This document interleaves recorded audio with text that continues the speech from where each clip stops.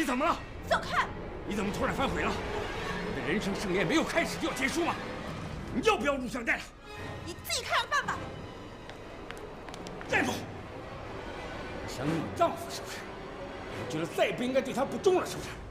对了，你想起你儿子了是不是？你想做一个好母亲是不是？放我！我盛大的节日不能就这么结束了！松开我！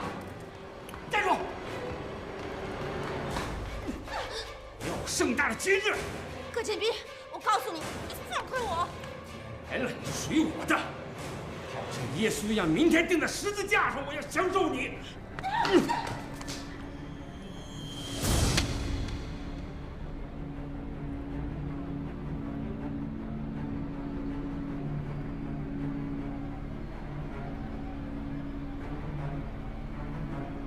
你让我见血了，好的，那么咱们就彻底来个刺刀见红。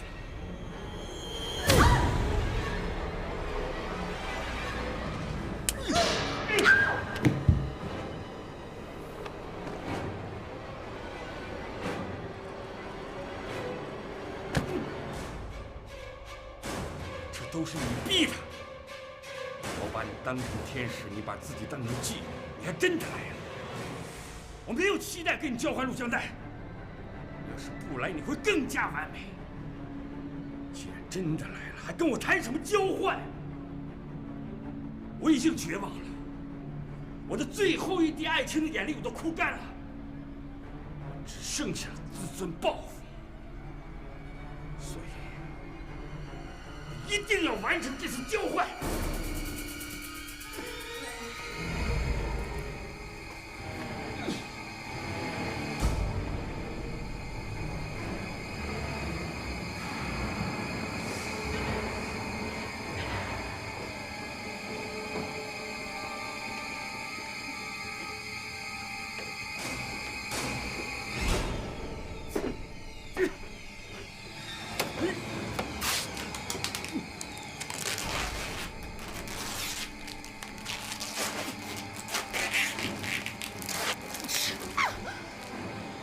我要越界了，我要超越法律的界限了。我告诉你，玉萍，为了你，我愿意这么做，我死我都值了。我很不愿意这么做，但都是你逼的。你放心，我只是你交换，我绝不会伤害你。放开我！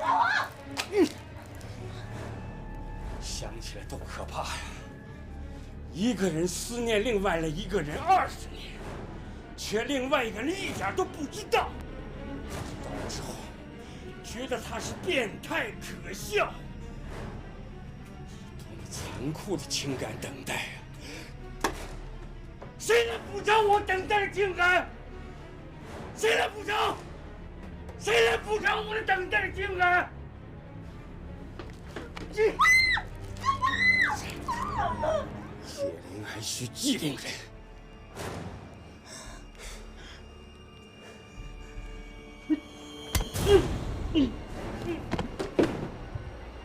若晴，快救我！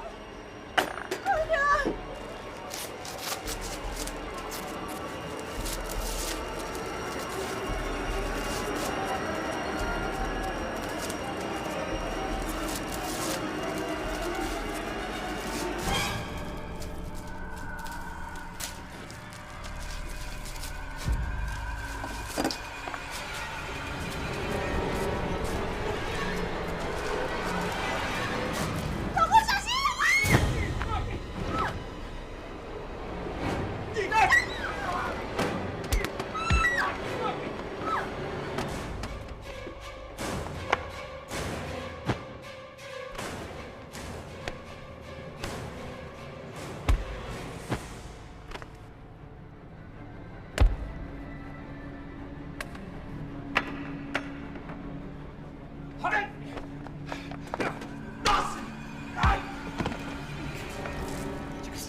点！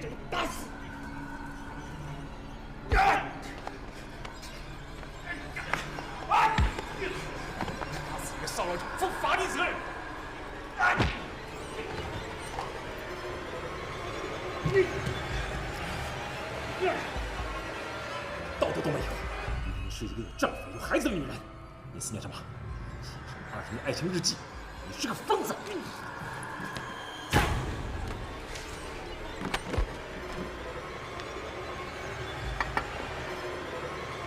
打死你！欺人太甚！陆军，别打了，再打出人命了，为这种不值得。想想我们的孩子。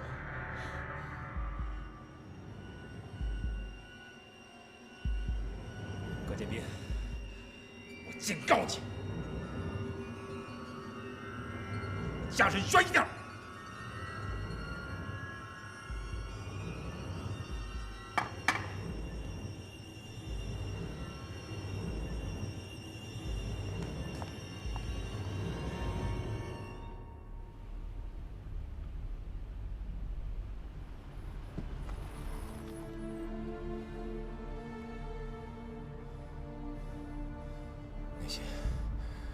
那些录像带呢？在我的包里。在你揍葛建斌的时候，我看见那些录像带放在电脑桌上，我把它随手放到包里了。你到那儿去，就是为了拿录像带吗？啊？我是为了我们的家庭，为了我们的儿子。我本来想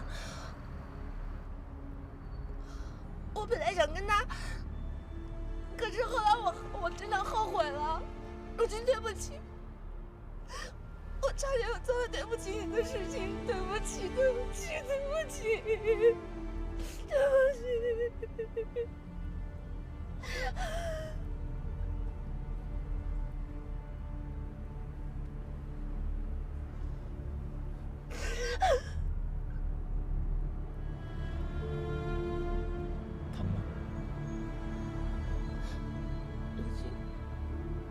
我向你发誓，我这辈子都不跟陌生人跳舞了。我一定要忠于我们的爱情。你能原谅我？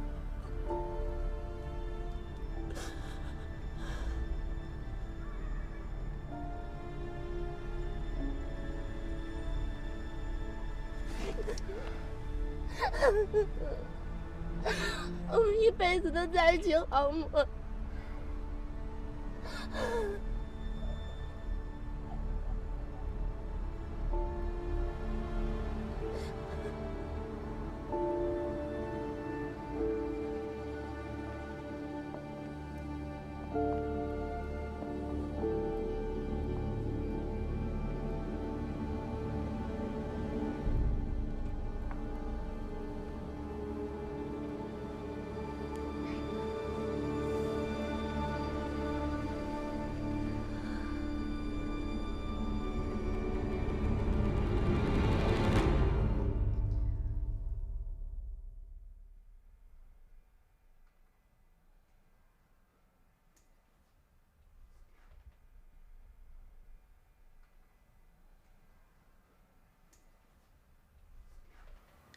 你说葛建斌会善罢甘休吗？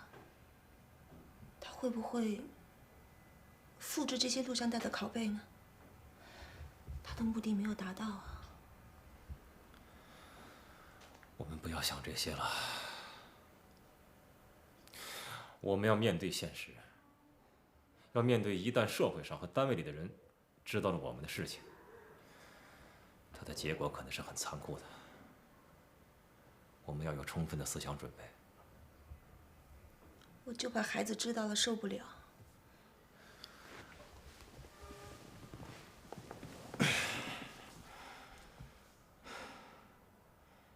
要有心理准备，什么事儿都可能发生。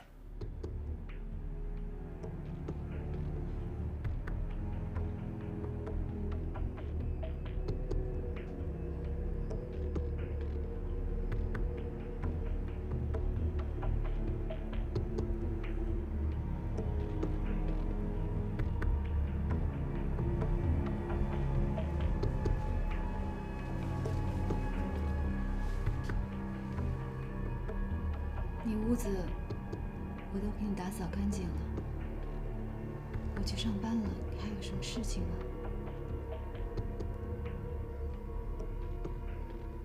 这2天你就别去上班了，你这个样子让事务所的人怎么看啊？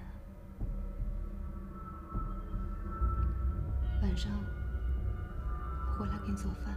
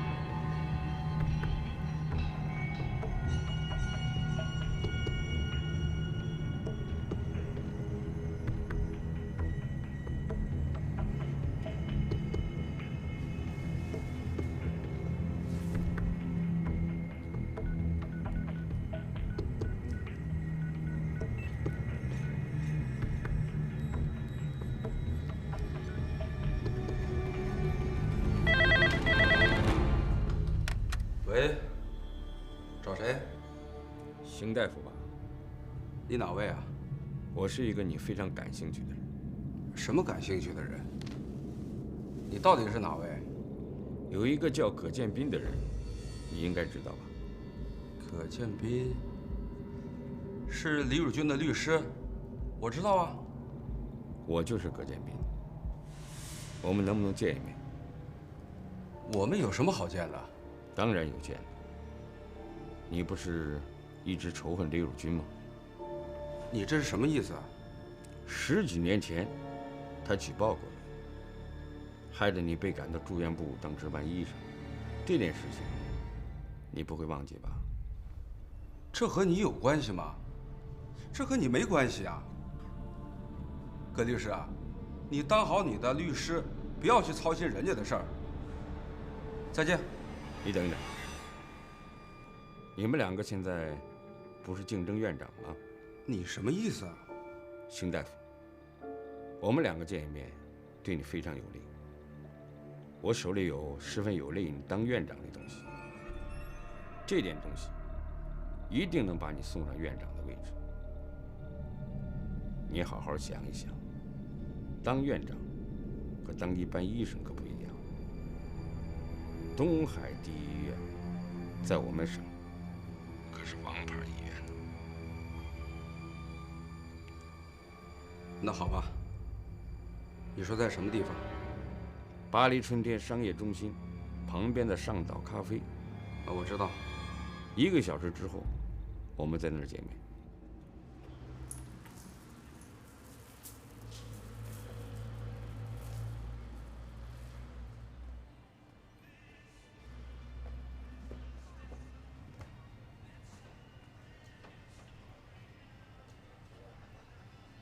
哎，葛律师啊，你怎么了？你怎么成这样的了？没出什么事儿吧？没什么，一点意外。请坐。喝点什么？不用了。有什么话你快说吧。急什么？喝点咖啡吧。哎，服务员，来。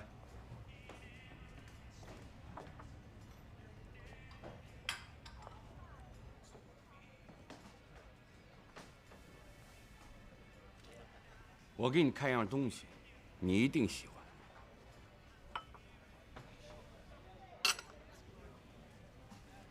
我知道你跟李如君不共戴天。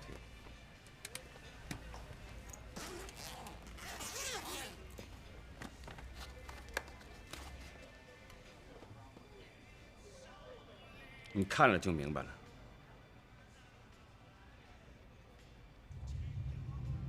你现在看到的是李如君和他的妻子于萍萍走进本市的一家宾馆。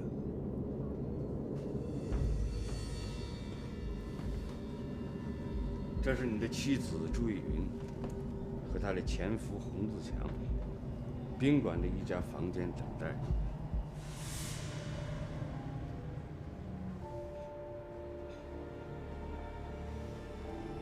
他们等待一对夫妻。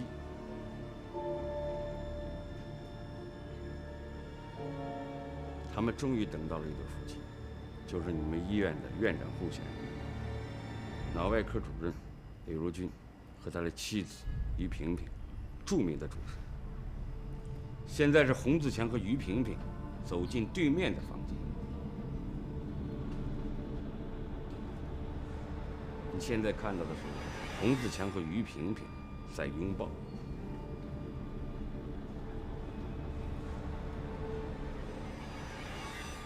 镜头被雾气染湿了，没有画面了。够了，足以说明问题。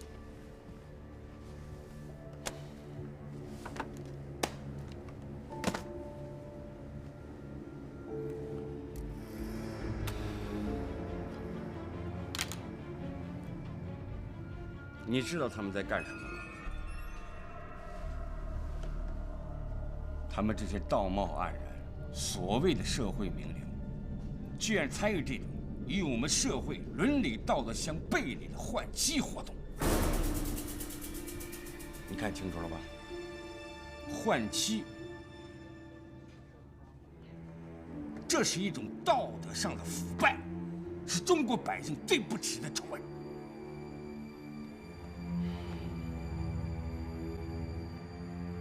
你可以当院长了，秦大夫，你只要把这些东西拿回你们单位，你就成；或者是拿到网络上一公布，你也成。这可是你最好的机会。你是从哪里搞到的？这我不能告诉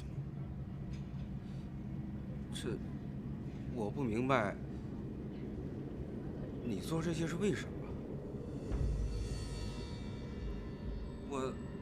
我更加不能理解的是，你是李汝君和于萍萍的律师啊，你们关系那么好，你免费为他打官司，你怎么会突然变了呢？而且现在把这些东西拿出来，你怎么会这样做人呢？因为我想得到我没有得到的东西。什么东西？钱？你做律师的，好像不缺钱吧？邢大夫，我只能说这么多了。你做这些事情的动机我不清楚啊。你一定要知道吗？当然。这些东西确实可以让李汝君身败名裂，但是你提供给我的动机我不清楚啊。我怎么能够随随便便去当别人的工具呢？何况这里边还涉及到我的妻子朱依云呢。我已经听说你不爱你的妻子。你真是个万能的律师啊！你怎么什么都知道呢？不过话说回来了，我和我妻子就算是有矛盾，我们两个将来完全可能离婚。但是现在，你为什么让我这样做的动机，我必须要明白，必须要清楚啊！你一定要让我说吗？你必须说，不然我怎么做？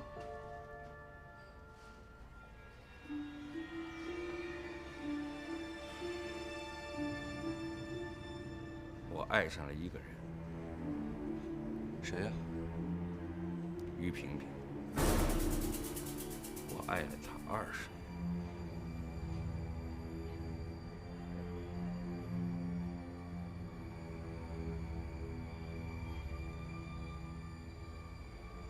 是这样啊。你这脸上背后的故事，我已经猜得差不多了。你追求于萍萍，或者把于萍萍怎么了？是被李汝君给你打的。原来你是个衣冠禽兽。你是于萍萍的律师，你是李汝君的律师，你怎么能够去爱人家有家的女人呢？你别管我是什么，你现在面对的是证据，面对的是人类夫妻之间的腐败，你想怎么做？你想不想当院长了？我给你2天的时间，你好好考虑考虑。2天之后还是这个时间，我在这等你。我希望你配合我。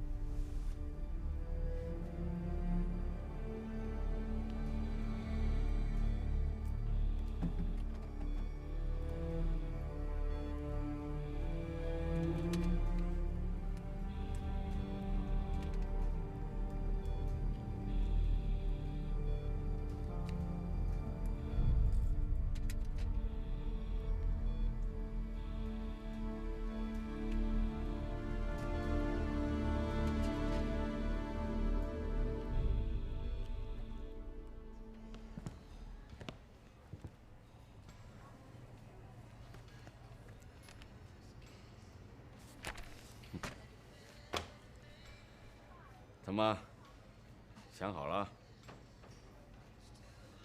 喝点什么？换个口味的咖啡吧。来，坐。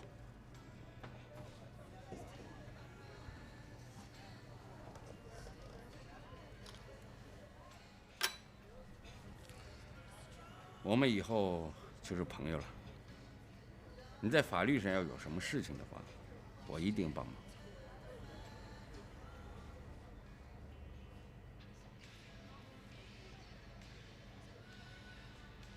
你怎么了，邢院长？我觉得人类太悲哀了，怎么会有你这种人呢？你把这些东西找出来交给别人，让别人去公布，你在一旁享受别人身败名裂的痛苦带给你的快感，你太卑鄙了！可建斌，我告诉你，你是一个真正的小人。你是律师，你是律师里的败类，你是。可建斌，我现在告诉你，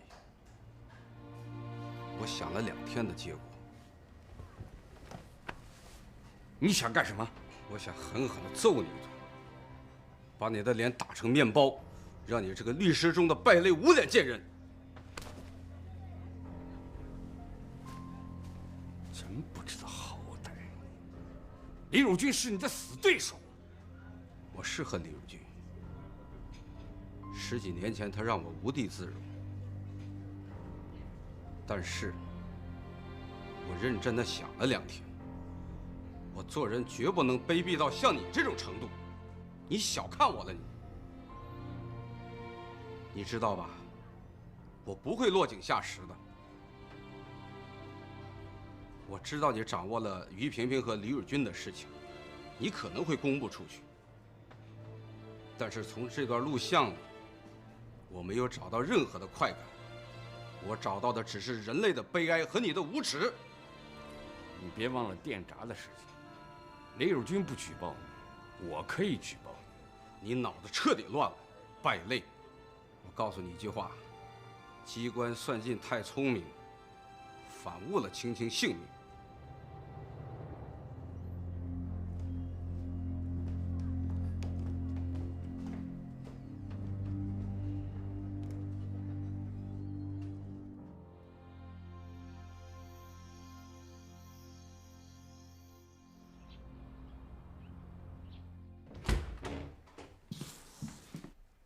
来，跟你说件事儿啊。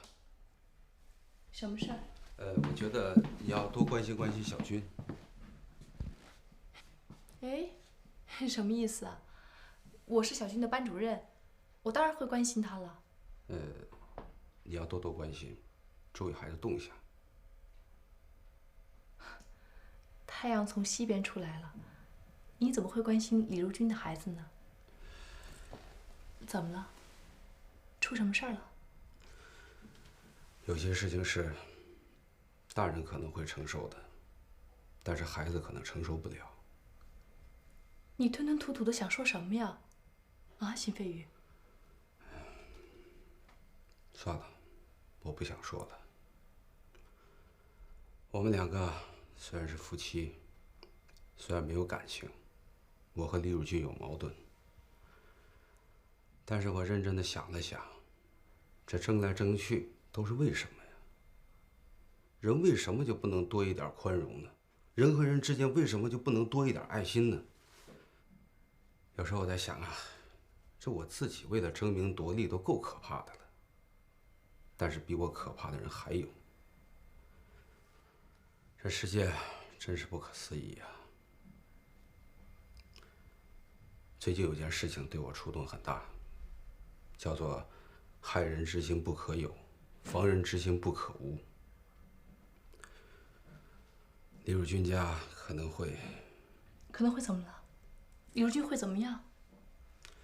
我不想说了，我只想劝你多关心关心孩子。孩子没有错，孩子是未来呀。哎，你等等，你告诉我，李如君怎么了？他到底出什么事儿了？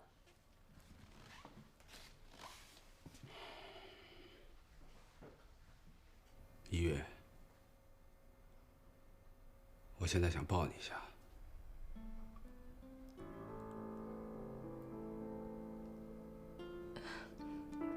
飞宇，你到底怎么了？你变了，你不是邢飞宇。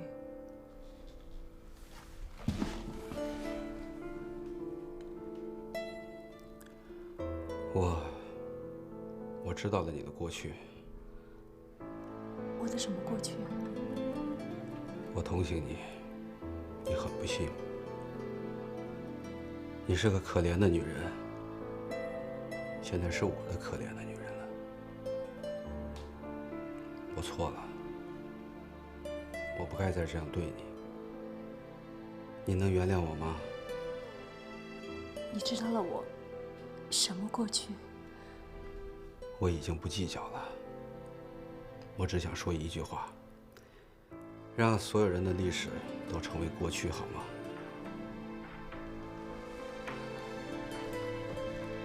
我们不谈历史，只谈未来。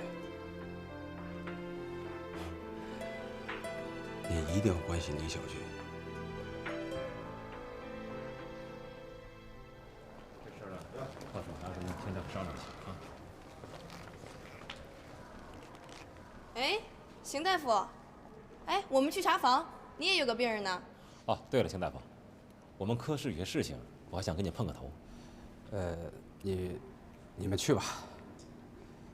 如君，这科室你是主任，你就定吧。不，还是我们一块商量吧。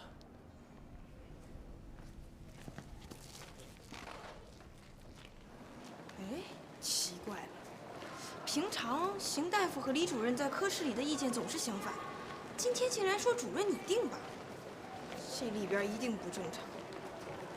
对呀，是挺奇怪的。这个案子啊，严格的讲更像个民事案件。当然，从朴普在服装店搞偷拍，到他被追逐到大街上被人打死，已经发展到刑事案件了。朴普的死属于群众防卫过当。当我们的侦查员赶到现场，真正打人的人已经找不到了，谁也说不清楚。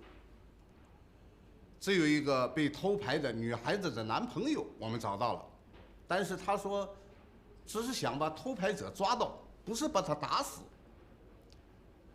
但是愤怒的群众的行为他是控制不了的。那么那些在朴普偷拍里受害的女孩子，她们的底片录像带是怎么处理的？我们因为要查证朴普的身份，到了他的住处，发现了大量的录像带、光碟和底片，都是偷拍的。那大都涉及到了偷拍的什么类型？比如说像洗澡、公共厕所等等。我为什么要问这个问题呢？因为我们的节目是一个道德节目，在这方面，社会上目前有2种人。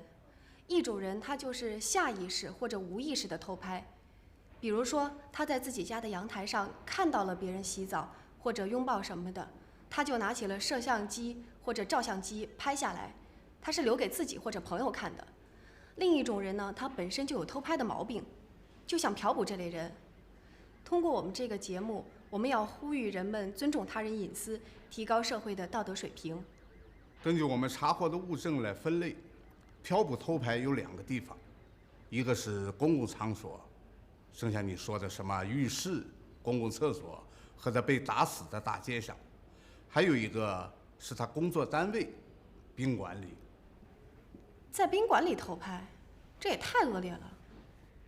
他偷拍的无不过是女孩子或者女人身上最隐私的部分，这没有什么说的。但是因为他的工作单位特殊，他常常偷拍到别人到宾馆里做爱，当然有相当一部分是一些人在进行换妻活动。在宾馆进行换妻，这倒是很有意思。可是为什么这些人要到宾馆进行交换呢？换妻活动的第一步要相互了解，因为不了解对方到底是什么人，他们一般选择中性的地方，宾馆和度假村是最合适的地点。我们就这类换妻活动又查了一些案子。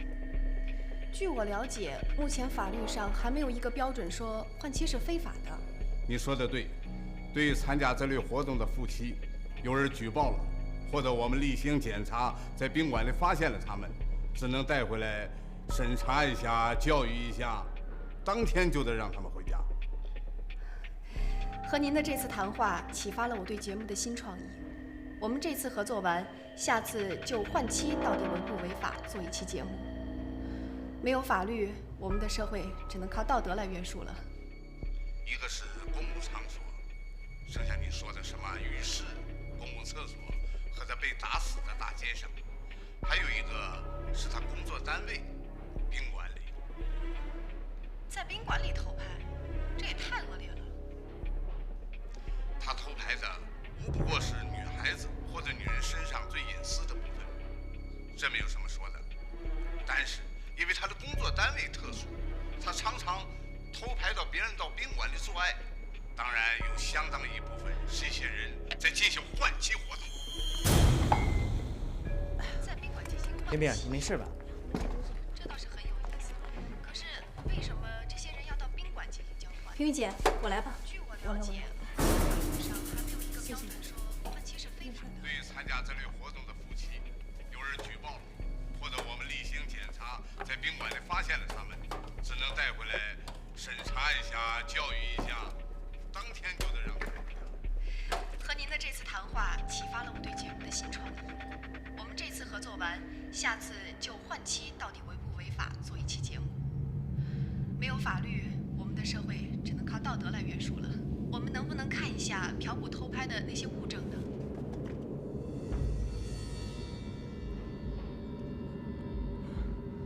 我去趟洗手间。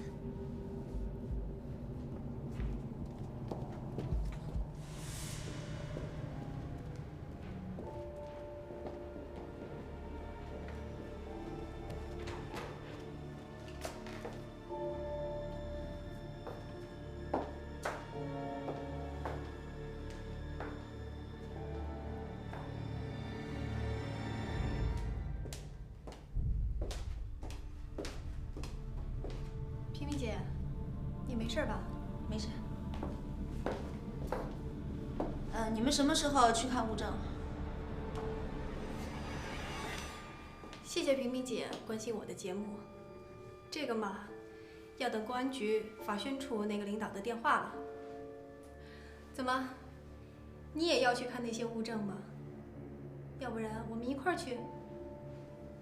你是我们节目的监制，去也合适。指导工作嘛。不用了。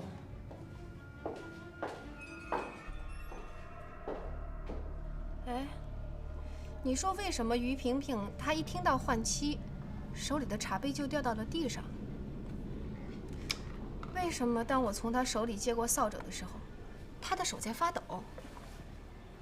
为什么她进了卫生间不上厕所，靠在墙上傻站着？这一切不是都很反常吗？我发现你现在越来越像一个侦探，一个精神分析家。可是他这一切都很反常啊！难道于萍萍她也参加了换妻活动？他为什么要参加这种活动？这不可能！怎么不可能？就这个问题，我已经研究了一段时间了。那这可是比婚外恋和一夜情走得更远。这确实是对家庭的杀伤指数要低于婚外恋和一夜情。那不是一件好事吗？起码它不影响家庭的稳定。好个屁！它对社会道德标准的杀伤指数要高于一夜情和婚外恋。它会最终导致社会的堕落。我说你有点严重了吧？一点都不严重。如果这次让我查到于萍萍她也参加换妻活动的话，她就彻底完了。她甚至不要想在东海电台工作了。别说是工作，恐怕连活人都很困难。一个正常的人是瞧不起这种道德标准低下的女人的。尽管她很漂亮，谈话节目也一流，但是她死定了。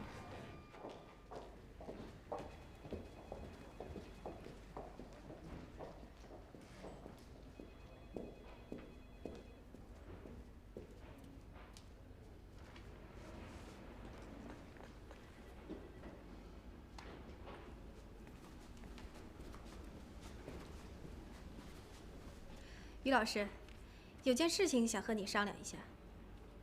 是这样，昨天晚上呢，我已经连夜把换妻这样一个话题的文案做出来了，想听听你的意思。我甚至在想，是不是应该有像您这样的我们电台的大牌主持人来做这个节目呀？我分析了换妻对社会的危害性，分析了他们的年龄层次，分析了他们的阶层，是应该由您来做的。您做这个节目一定会很轰动的，因为你是名人效应嘛。对不起，我要进直播间，我要看一下稿子，捋顺一下自己的思路。哇，于老师，这是一个关于法律和道德的非常好的大胆话题，我敢保证它的收听率可以排在全市全省第一，甚至全国都有可能会热炒这个话题的。我是小字辈，像这样大的具有社会意义并且还没有被立法的节目，真的是应该你去做。你想，它还没有被立法呢，对社会道德具有很大的杀伤力，可以通过你的法制热线来呼吁这样的节目。我知道西方社会已经有立法说换妻它不违反法律，但又比如说像加拿大这样的国家，它就立法说换妻不合法。但那都是西方，换妻和东方人的传统肯定是格格不入，甚至背道而驰的。我们应该展开这样的话题，把换妻对家庭、对社会的危害告诉给广大的听众。住嘴！你怎么了？我不想谈这样的话题。顺便告诉你一声，我刚接到公安局同志的电话，叫我们去看嫖捕偷拍的资料。你去吗？据公安局的同志说，里面有大量在宾馆换妻人的资料。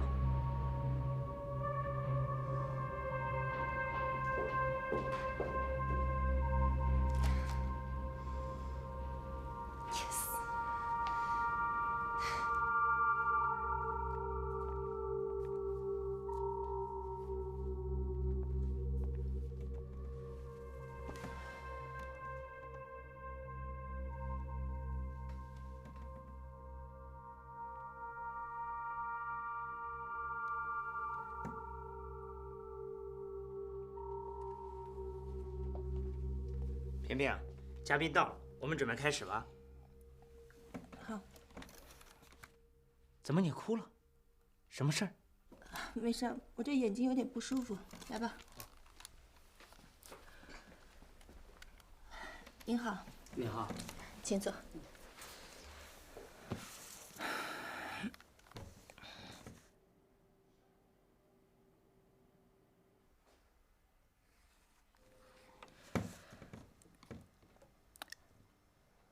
各位听众，这里是东海电台法治热线的节目，又和大家相会了。